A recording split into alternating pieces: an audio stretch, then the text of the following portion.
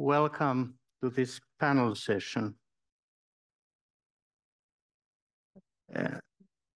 Great to be here after 5 years, last being here in Levi, discussing about 6G. And great to have a panel with me today, Tom, Per, and Jari, to discuss the two key things. In 6G, we are hearing again and again about resiliency and transformations, whether it's in technology, whether it's in policy, or whether it's in business. I very shortly introduce the theme for today. We will have this thinking in 6G systems themes in this panel. 6G system and how we work with antecedents of the successful system. What are the systemic traps we may face? And what are the leverage points, how we can impact the system? This is one of my favorite books. I think it was from '74, about Zen and the art of motorcycle maintenance. And when I first read it, I considered it as a book of quality. But when I read it again a couple of years back, it was really about systems.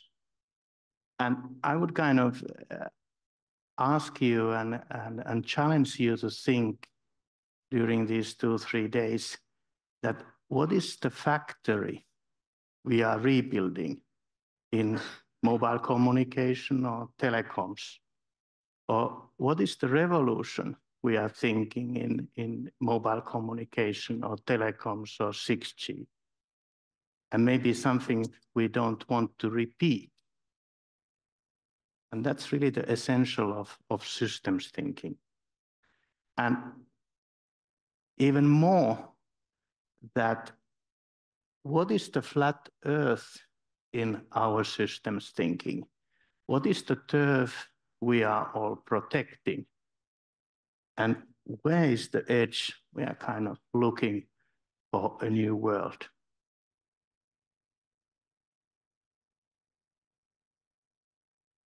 Resilience, self-organization, and hierarchy has been found by many scholars as a key antecedents for successful system to work, high-functioning, dynamic, sustainable systems.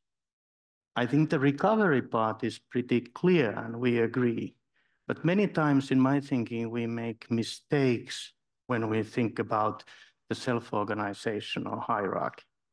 Self-organizing, it's really not to simplify things, and it's not to make it a very productive or stable. It's the opposite. It's the kind of contradiction that it's how it structures itself, how to structure it's a more complex and create new structure to learn and diversify and evolve, like ecosystems in the nature we are part of.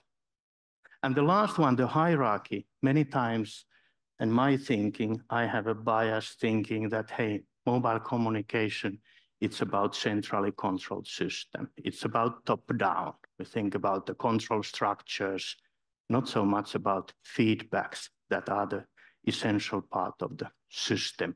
And really, how in systems thinking, hierarchy is something that it evolves from the lowest level up.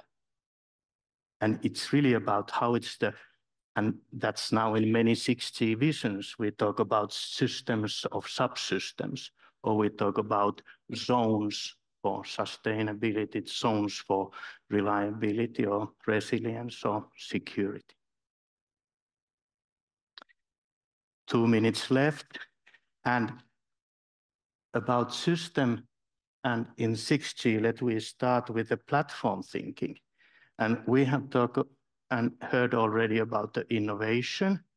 And that's the engineering way of thinking about platforms, that it's really a kind of innovation platform where we have a kind of supply side dominating. There was a good question, is 6G a bit pipe, another type of vertically integrated supply chain and this kind of supply side business? But I propose that we start thinking 6G now as a hybrid of innovation platform and transaction platform. And that comes from the more on the economics or business side, that how we can match and bridge the supply and demand. And here we are talking about context, we are talking about marketplaces, e-commerce, cloud computing, AI, kind of the higher layers on top of connectivity. What comes from IT industry, cloud industry, now AI mentioned many times. And to build this type of ecosystem around these platforms, this creates and forms complementarities. We have heard many times you can't build this alone. You need to collaborate and collaborate widely. And in the past, we have mainly collaborated on this technology side or technological, innovational, or input complementarities on the supply side.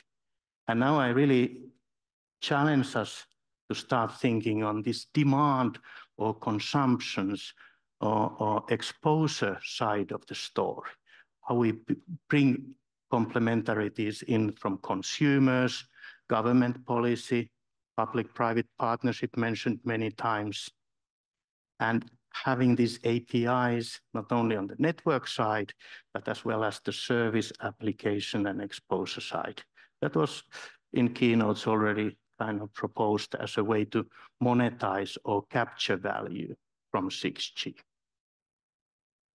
And to conclude, the other side of the coin is then externalities, and that's about spillovers. That when more we open the system, more we open the architecture with open APIs, service-based architectures, there will be spillovers, positive spillovers, but as well there could be negative spillovers. And the question is that how we master this, how we scope.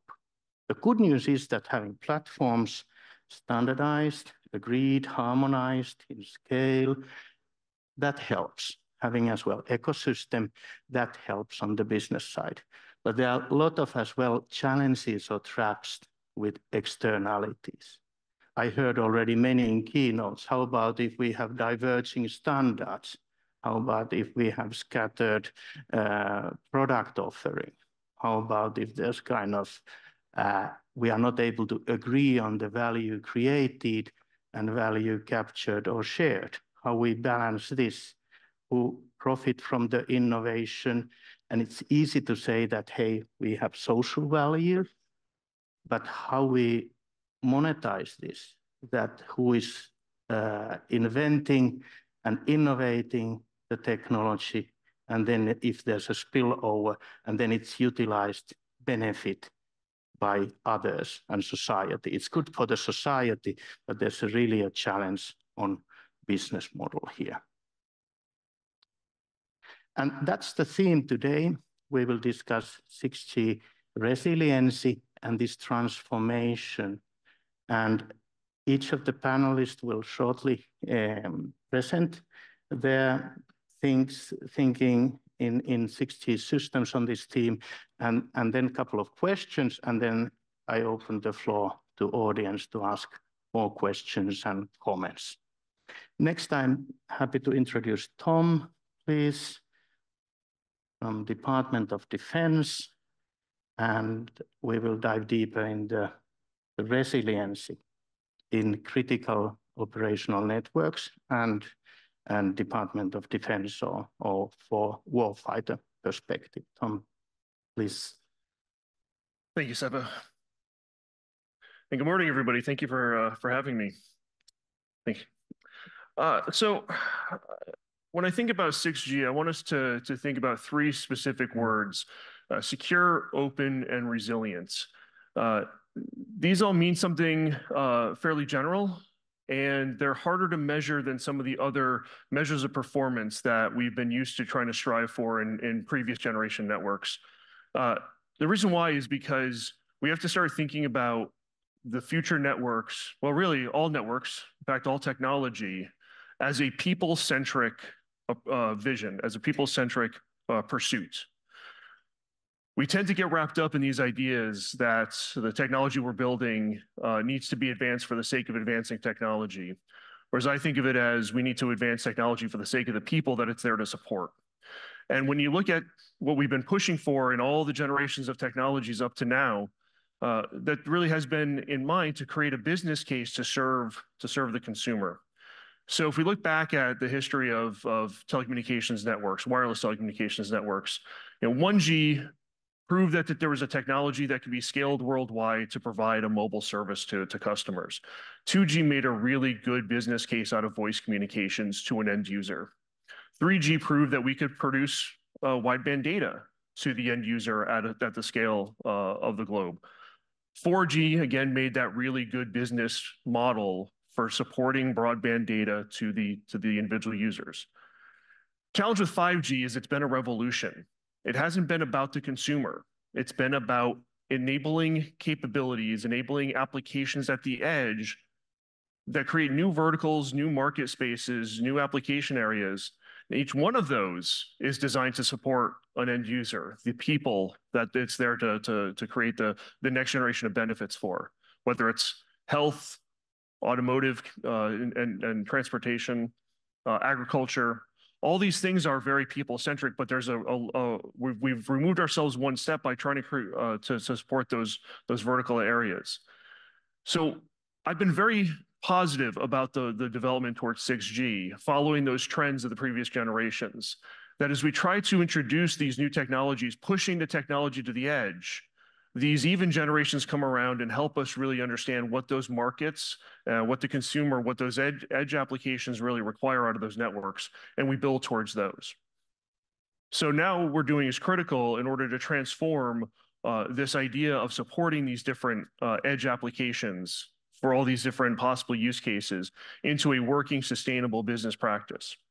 So keeping that in mind, as we're pushing towards these secure, open, and resilient communications platforms, that's because each one of these new edge applications is going to require those to make both the technology at the edge work, but also make sure that they are supporting the edge application and the users that are using them. We want it to be secure. There's so much more data being produced on these networks all the time. We need to make sure that that data is secure, protected, that the people's privacy is respected in those. We want them open so that we can actually understand how these networks are managing their systems, managing their data, and managing the end applications. We want them to be able to be executed effectively. We need simplicity out there, and we can't have simplicity if you have these closed monolithic systems. You need to integrate that with the end application. And we need them to be resilient. This is critical in times of conflicts, natural disasters, increasing cyber attacks against our critical infrastructure. So all these need to come together in order to build a resilient, reliable 6G network so that we can create the business case. And I'm sitting here from the United States Department of Defense because we also want to create that national economic security case for all of us to benefit from and to secure our data, our people, our population, and our rights. So I'll pause there and get to the next speaker, and I'm sure we'll have plenty of time to dive into some of these farther. Thank you.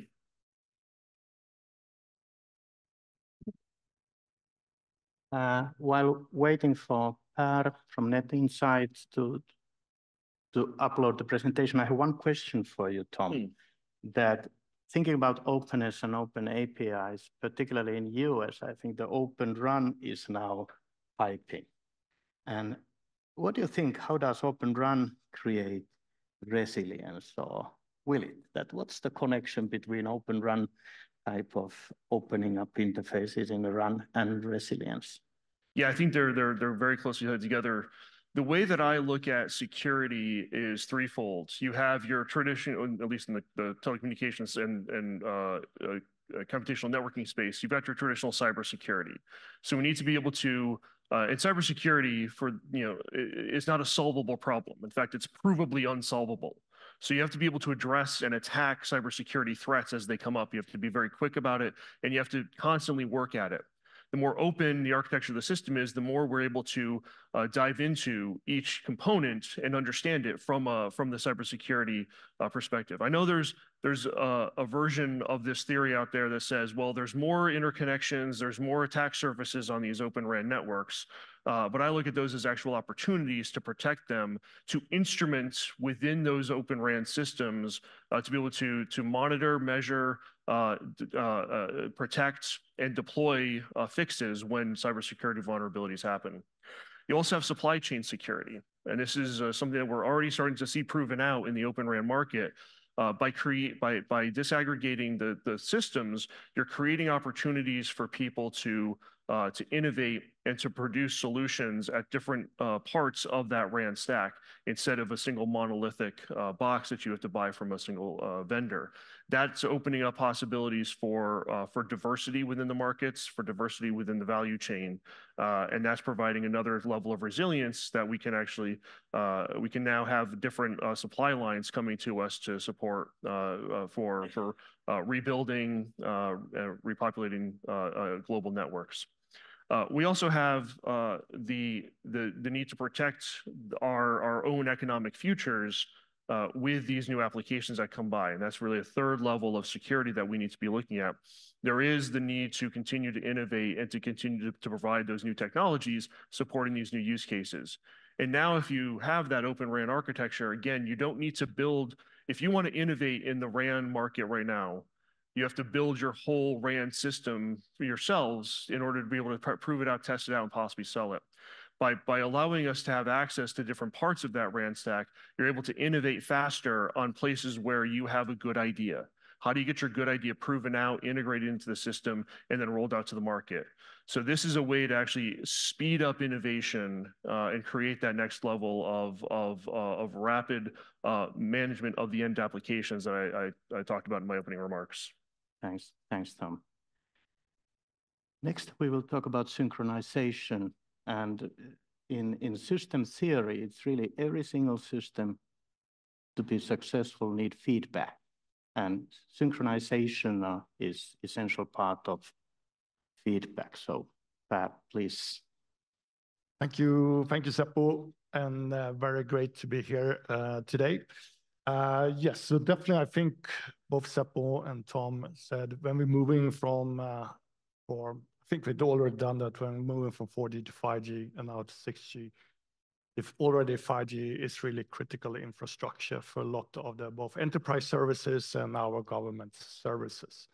But I want to highlight one area that has become very critical when moving from the 4G that was FDD to 5G and 6G that will be TDD, and it's the time synchronization. So why is time sync important? Well, first, of course, with TDD, it's a fundamental requirement to have accurate time and phase in the network and not just the frequency synchronization, but also many of the new advanced network functions, whether it's carrier aggregation, network slicing, and even massive MIMO, time synchronization and TDD is required for highest performance. But finally, also a lot of the new user applications around accurate timestamping and also precise positioning requires accurate synchronization. And of course, today we relied very much on GPS or any type of global navigation positioning systems. And problem with those, of course, it's very weak signals and it's very easy to jam and spoof these signals. So that's all of a sudden, and we've seen this, we kind of taken GPS and GNSS for granted. It's very easy to put up a GPS antenna and it will synchronize our networks and our services. But I think the geopolitical situation the last years have shown that we cannot rely on GPS and GNSS anymore for the synchronization. It has to be handled through the network to become reliable.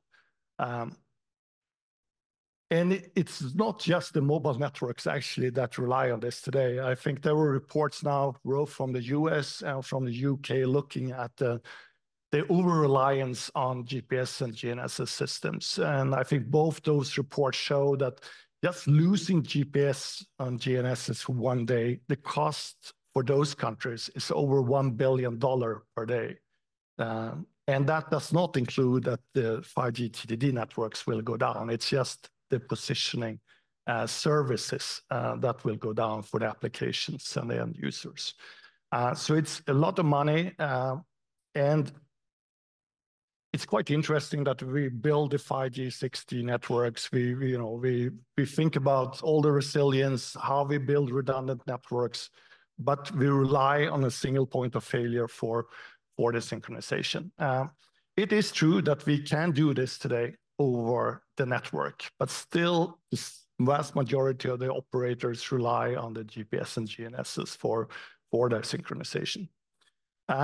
Regulators, they've also started to realize this, and several countries are considering to mandate already the 5G operators to not rely on satellite-based synchronization. Actually, Sweden, where I'm from, Sweden was the first country. When they put out the 5G licenses, it was a mandate and that all 5G operators have to have a backup for GPS GNSS by 1st of January 2025.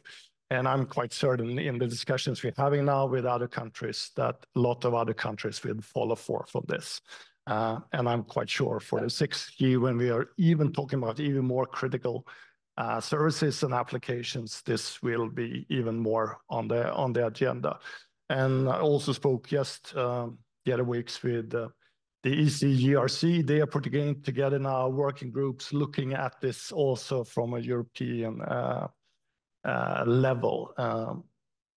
So I'm quite convinced a lot of countries will follow the Swedish model when it comes to 5G and 6G.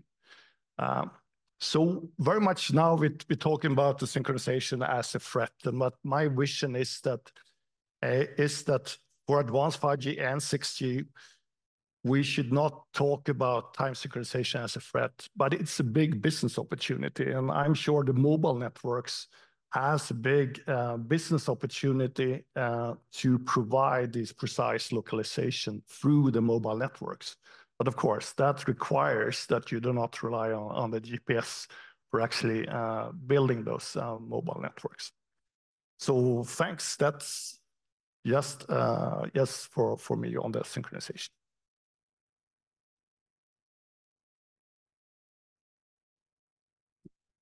Thanks, Per. And next we have Jari Partanen from Bittium talk about end-to-end connectivity. And Per, I have one question for you, that thinking in 6G systems, a low level up, so how do you see the role of network-based synchronization? That's really how low in the systems hierarchy or architecture we can start building the sync up instead of going to the satellites and really centralized way. So what's your thinking here? I think there are standards today, of course, for doing the network-based synchronization. It's the IEEE 1588 and PTP standards. So I think it's more for the operators to start deploying this and using it. However, there are flaws in the current standards, especially for the security aspects in PTP. So these need to be overcome. Also, one problem is it's very hardware dependent. Every line card in every router or optical switch is involved in distributing that synchronization out to the base stations. So it becomes quite a complex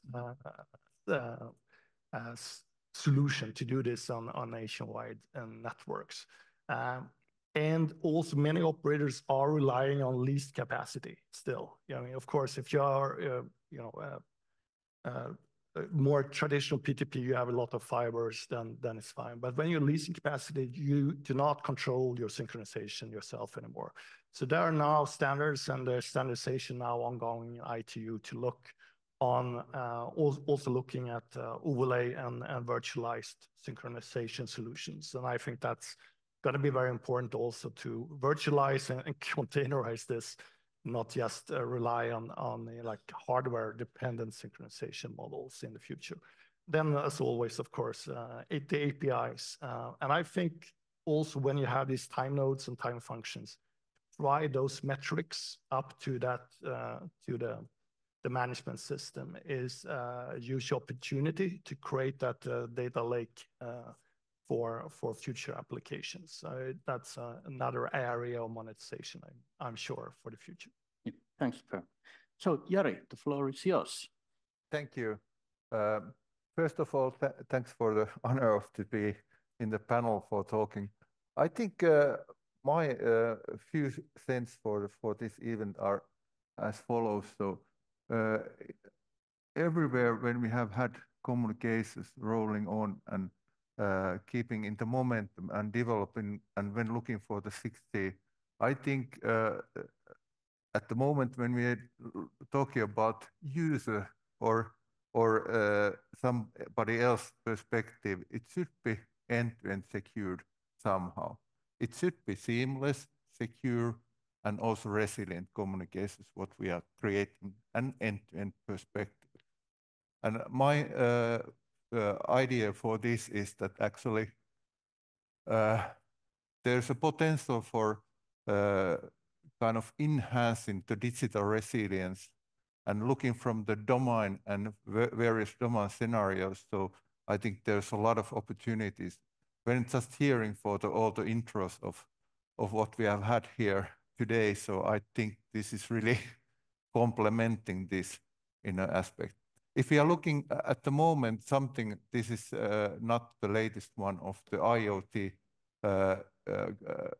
market forecast, and if we are looking about 5G IoT, share of this, it has been quite low, but significantly growing, and looking that it is really going to be kind of growing towards when 6G era is coming.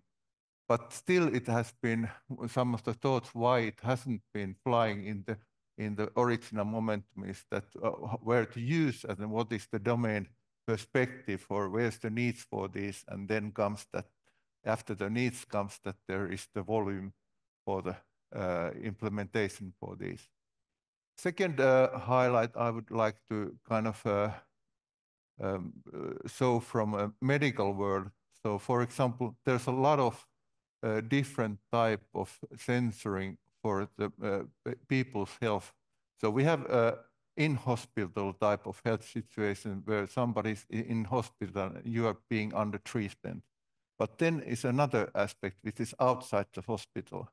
And there's a lot of opportunities for this type of end-to-end remote diagnostics and remote diagnostics for that sense that when people are on the move, you can be able to kind of sensor and monitor some of those. If there is some issues with problems for the health, you can monitor for that. And that is going to be kind of really growing. Some of these are not, medical grade applications, some of these are not. But there's a really potential for this and end-to-end. And why it's used and why you are collecting the data is that actually you are somehow then looking from the doctor perspective that what is the outcome of this data, what is the analysis you can make out of this data. So basically all the connectivity is connected to the data pipeline of this and this analysis of this, where AI and machine learning is going to be in the future more and more important also to discover. Second kind of domain I would like to highlight from the military communications world, where there is a tactical network, for example, with various type of areas and connectivity points for this.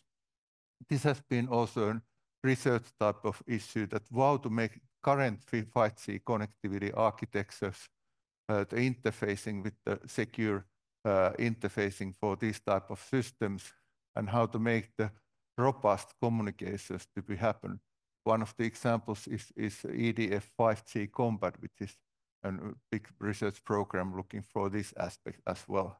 And I'm looking forward towards the future when there is going to be like there's NATO Dynatest 6G test centers now established in Oulu and these kind of things. So there will be evolution for this and opportunities for this also in the future.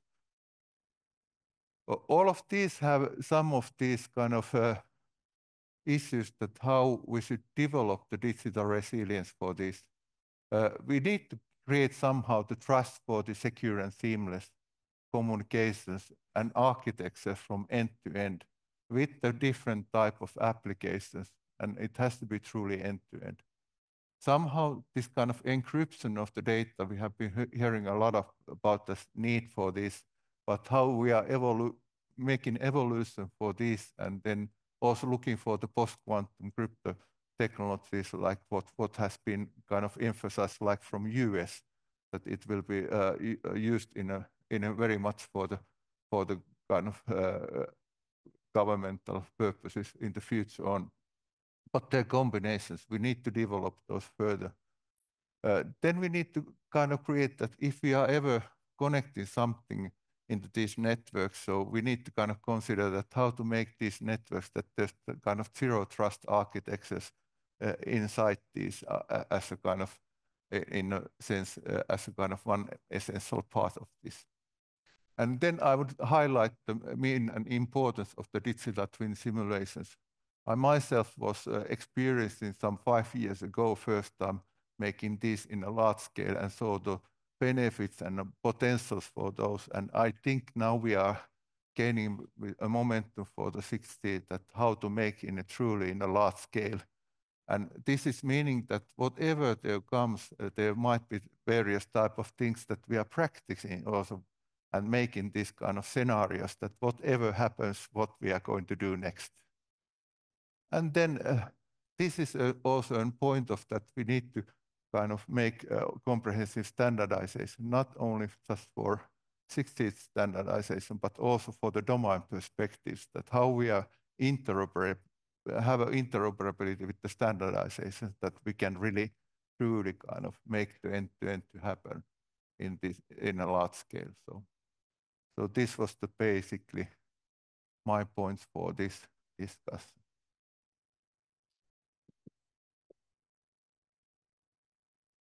Thanks, Jari.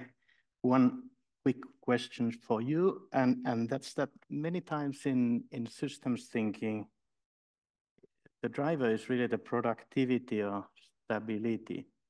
And the question is that how we actually in this end-to-end thinking, how we sacrificed resiliency for productivity and stability and simplicity. Because you think what's the theme was that's kind of contradiction to how systems should be things designed to be resilient. So the question is about productivity and stability versus the resiliency in the system. I see myself that basically it's actually the same phenomena from this perspective, what we are talking about. From this perspective, even we are making like digital twin simulations beforehand. Yeah. It is actually helping to create actually end-to-end solution at the same time. So we are at the same time developing the cybersecurity of the system, but also we are developing that how the solution and is working at the end. We need to kind of do a lot of for the hardware digitalization to be make like it, that it can be simulated as in a digital twin also. But I think this is the evolution what we are at the moment interfacing. And I see myself, and I have seen that it's not sacrificing truly the productivity at that respect. Good. Thanks. Sorry. Hey, I have one question for all the panelists, and then I give it's open floor to the audience to ask more questions and dive deeper. And thinking about 6G future visions and now the concepts or architecture concepts or others, that how do you see that, where do we have leverage points or places to intervene in the system to make it more resilient for, and not only for military applications, but operationally critical applications or to serve the society? And I think that's the key questions in systems thinking, that, hey, where's the knob you have to, where to tweak the system to avoid the traps and really have the most kind of lever or impact there. And Tom, would you like to start about where's your favorite leverage point in mobile communication system? Well, so even though my official degree is electrical engineering, I spent most of my professional life as a programmer developing software-defined radios. And so I look at the software as the areas where there's degrees of freedom now, more so than we've ever had before. And I think really exciting is the integration of software-defined networking concepts into the core network. And that's where I think a huge part of this can start, is by understanding that as we're pushing the software definedness, to coin a term, of these systems, you're now talking about more commodity hardware. And now the specialization is in the software and how that software is able to leverage that hardware. That changes a few things. First, it allows us to think of our upgrade cycles now in terms of upgrading on a similar IT path for this ICT world that we're in. But it also allows us to start thinking about how we can leverage the cybersecurity concepts that has been developed in the cloud computing world and in software enterprise technologies. I come from an open source software background. We've developed a lot of capabilities to create the infrastructure to build, test, manage, and deploy systems very effectively in light of resiliency and security. And to finish off here, as we go back to your question about Open RAN, as we open those systems up, that's the same. Now we get to take those concepts from the core network out into the radio access network and add the same kind of features there. What's your view? What's your favorite leverage point? How to make the difference? Yeah, no, I think really, well, first, of course, we need to look at an end-to-end point of view, and I think the open APIs to be able to also both leverage all the data that we have in the network, both from the future sensors, but as said, also all the metrics that comes from the data. And we can use that for many different things, both for the monetization parts, but also as leading indicators to see where things start to happen in the network. You know, of course, with the synchronization, when we look and we see, when we have all those metrics on a nanosecond level, instead of milliseconds or hundreds of milliseconds that we have today, we see totally new patterns, and we can be much faster to response. And I think those resilient networks and self-healing networks and to be able to find those problems, we should look much more faster. And of course, that connects into the AI part, of course, in that as well, for self-healing and developing networks. And Jari, in your end-to-end architecture, where's your leverage point? I think this part of the thinking of the seamless first, if you think about that, how much we are having when it's 6G area, how much we are having actually background communication and architectures and things, what we can use. So how to make truly the seamless, that if something is not happening, we can use another communications in the background. So it creates a seamless type of this. Then comes that how we will make secure that in all these aspects, it is at the same time secure. So we need to compromise somehow that how it is done in a kind of very smooth manner.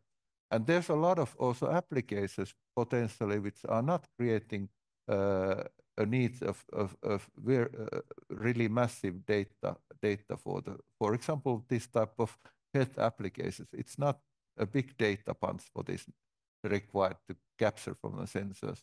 So sometimes it's enough to use those other technologies which are available. But then comes that this crucial point, that how to really make it resilient, that we can really recover. So I think we need to kind of somehow make this visual simulation of all of the things, and that it is a continuous kind of path of what we are doing, and we are doing all the times when it comes new type of. We can ever kind of do simulations for all of those potential kind of scenarios, but we can do a lot of, and when we learn, and with help of, for example, we can see, for example, from ChatGPT, it's not meant meant to use, for example, to make kind of cybersecurity attacks at the moment. But I have seen some applications in the research for like in some Horizon Europe programs, how efficient it is collecting the data, where's the potential breaches for the issues. So this is something that we need to do in a kind of very concise and constant manner, I think, for the future. Do you think that 6G will be a system of subsystems? And one word I have not heard from for years is that mesh networking. It used to be a hot topic 10 or 20 years ago, but do you think 6G will be a system of subsystems or zones? Will there be a mesh network? Thinking about this hierarchy from lower layers up, or is it still kind of about centralized? I think there is more and more needs for the edges of this. So this will create, when we come to the applications, so we are, I think the edges, using the edges for the calculation, really close to applications or the need of the data when considering the data. So it's not in a centralized that manner potentially, and this is one potential what we are having. Good. Yeah, and from a military perspective, we use mesh networks all the time in the field these days. And so some of the concepts, you know, side link and those types of things that are going into the standard are opportunities for us to try to take advantage of that. I think the challenge here, and you brought it up in your opening remarks, and I hinted at it a little bit, is changing assumptions on how the systems behave today. And how the systems behave today are that the telcos like to sell a service contract to an end user. And these mesh networks don't really support that business model. As the business models are changing now to these service level, potential service level models, where now you have to rethink your business practice, they could open up opportunities for something like that to happen. But it takes a change in the business model more so than a challenge with technology in this case. Good point. Good point. Any? It's interesting you asked that because we actually talked about this morning about the meshing. Yeah. And I think from a resiliency point of view, definitely mesh networks is always going to have its advantages. And I think definitely we need to think when we're talking 6G, it's very often just the radio, but the network is so important for both the resiliency and performance of that network, and how you build your end-to-end network in a resilient way is key. When it comes to your question on subsystems, I think that's the way to think about everything. And then again, the APIs becomes the critical aspect in how you build this. Thanks. Okay, so we have great 6G brains in the audience, and we have time for comments or opinions or questions. So we have microphone right over there. So anyone who would like to start? Peter. Yeah. A question mostly maybe for Tom and Jari. In the US, we talk a lot about dual use. So using technologies for networks in defense as well as in civil applications. Where do you see for 6G the opportunities, and where do you see more the challenges? Yeah, so our perspective from the US DoD is that we really do like the idea of commercial off the shelf. The scalability of that, and again, from the supply chain resiliency concepts, we've gone to that in many different areas of technology already. We're trying to do that now with these 5G and in my role, future generation wireless technologies. The challenge there, of course, is that the information that passes across these networks is vital to our command structure, to our decision-making structure, and decision-making superiority is what we talk about from a military perspective. So anything that compromises the security aspect of that, the ability to move that data, to ensure that it gets to where it needs to go in a timely manner, and that it's the data that was sent when from the original transmitter. All of those things are really vital to us, and so there has to be an understanding of the security model in these network systems that's more paramount than many of the other commercial off-the-shelf systems that we've been using to date. And so therefore, this is where we all come together. We've come together both in a joint statement that the U.S. and Finland made last year on these types of concepts of resiliency and transparency, openness in the networks, but also now the joint statement that the White House put out with 10 other countries or 9 other countries with the U.S. Again, talking about those words: secure, open, and resilient by design. Those are key features to us and to our partner nations that signed on to that with us, of creating that base 6G technology that supports those concerns for us, while also leading towards what we believe are the future applications that these networks support. Thanks, Tom. I'll add to that I think the security requirements that you have for your command centers are also in civil applications increasingly important for industries, for companies. They also want the data that goes across the network equally secure. No, I appreciate you pointing that out, Peter. Yeah, exactly. As we look at things like, the connected vehicles and these different verticals that we're thinking of, healthcare, autonomous vehicles or connected vehicles, the impact on safety of life and criticality of it on the people that it's there to support, back to that theme, is pushing industry into thinking about these as more secure and more resilient architectures anyway. So absolutely, there's now more parallel than ever in civilian applications of these technologies as the military. Thank you. Jari, would you like to add something? To add from your perspective? I have just to add for Tom's. I think it was really excellent answer for that.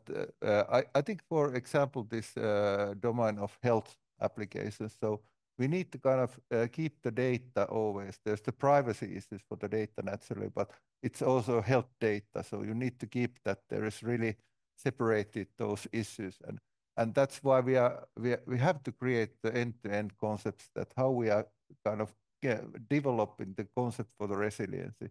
And I think there is a lot of why I wanted to kind of show in various domains that the challenges are the same.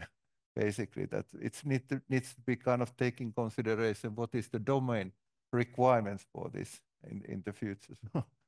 So I think this is and very much kind of complementing what Tom was saying. I can.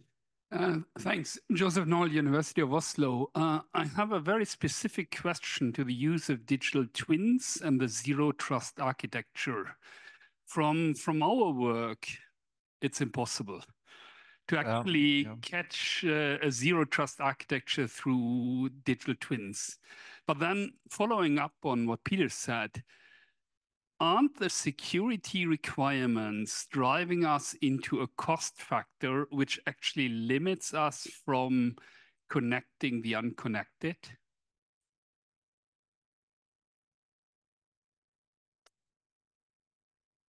Yeah. So I think the digital twins, we are getting more and more learning where we can use those efficiently. So I think the first applications where I was involved with those was that actually it was done in that perspective, that there was actually a factory, and from the factory floor you were creating the whole pipeline towards the whole kind of delivery chain of that, how it's.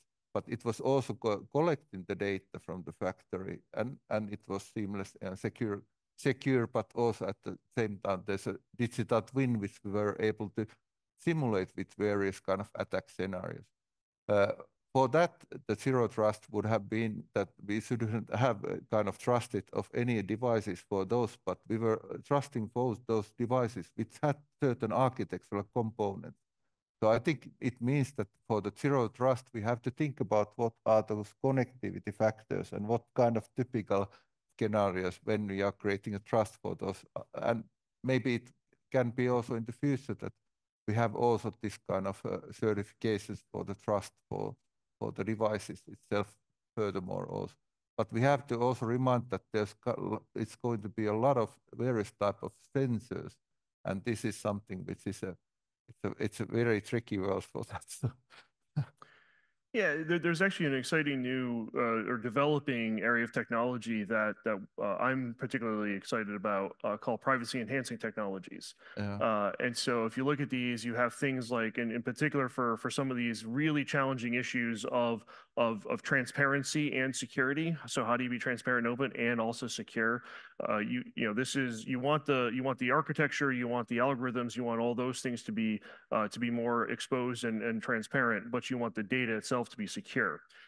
So that's been working okay in the traditional cryptographic model, where data in motion is encrypted or data at rest is encrypted, but data during computation has to be unencrypted, and that's where some of these system concepts break down. So some of the investments that I've made in my career are in fully homomorphic encryption that actually allows you to compute on encrypted data. There's also a corollary to that called multi-party computation that actually spreads out your data to so many different systems to compute on it that it's impossible for one system to recreate the entire data set. These are really interesting technologies, mathematically fascinating. To your second point, when we started some of the work on fully homomorphic encryption in my previous job, to compute in the homomorphic transform was 1 million times more expensive than it was to compute on the plain text. That was a computational burden that very few people were willing to accept.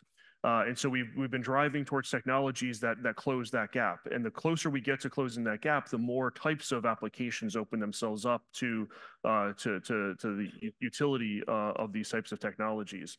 But I will point out that your argument was made in the 2000s and even 2010s about HTTPS everywhere, using TLS for all connections on the web. It was too expensive to deploy until it wasn't. Until Google basically said, nope, we're all going to do this. And if you don't, you're really not part of the internet anymore. So what we saw was that when there was a pressure or an economic gain to be had, either one of those, you know, either a net negative to your bottom line or a gain to it, the commercial world closes these types of performance gaps fairly quickly. And now encryption everywhere on the internet is, yes, it's an additional burden, but it's still it is out there and it exists. I think we can start taking these ideas to the edge. There is a program working from DARPA, working with the University of Southern California on how to actually provide very inexpensive encryption for IoT devices. And so there's some kind of glimmers of hope of new technologies that create that kind of encryption at the edge. So I think that's where we have to start looking. I don't think it's an impossible task. I think it's just a hard task. We have still time for one or two questions or comments. Hi, Craig Gibson from DupeWise AI. I have a question. You know, 6G is supposed to make things more efficient, but it also will probably make bad things more efficient. In a data-based, data-centric network, you're pulling information into your AI data sets. From a resiliency point of view, is there any work being done on the resiliency surrounding the loss of trust in the AIs managing 6G? I think I know I feel like I'm hogging the microphone, but the answer to the question is yes. There's absolutely a number of programs out there. Again, looking back at some of the DARPA work that we've been involved in, but also the National Science Foundation within the U.S. has a handful of programs addressing exactly that. Trusted AI. We actually, in fact, so I'm the principal director of FutureG within the Department of Defense. I have a counterpart who is a principal director of Trusted Autonomy and AI. Who is overseeing the work within the U.S. and the Department of Defense in the United States, exactly to that question. So there's quite a number of programs that are existing today to try to push technologies that help us understand what's happening in the AI, to model it, to get clarity about what's happening. Because I think trust is one of the big challenges that we have, and from that command decision that I mentioned for the military commanders out there. You know, trusting a computer to make decisions for them. They know they need that speed, but they need to be able to trust that. And so that's going to take some time, some education, technology, and some hands-on experiences to understand what we can and can't understand about these systems.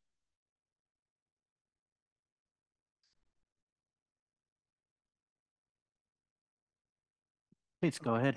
Yeah, so of course, there's no debate about resilience being a very important characteristic of any network, especially in the present environment on the edge because of the radio part. The terrestrial part is reasonably well understood because internet by nature is more secure and more resilient because of the fiber being deployed as much as possible.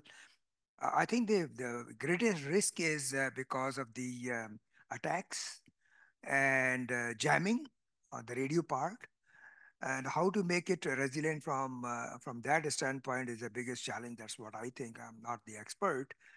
However, when we talk about open systems, when we talk about transparent system, it gives you resilience, but at the same time, it opens your system up for attacks and jamming much more.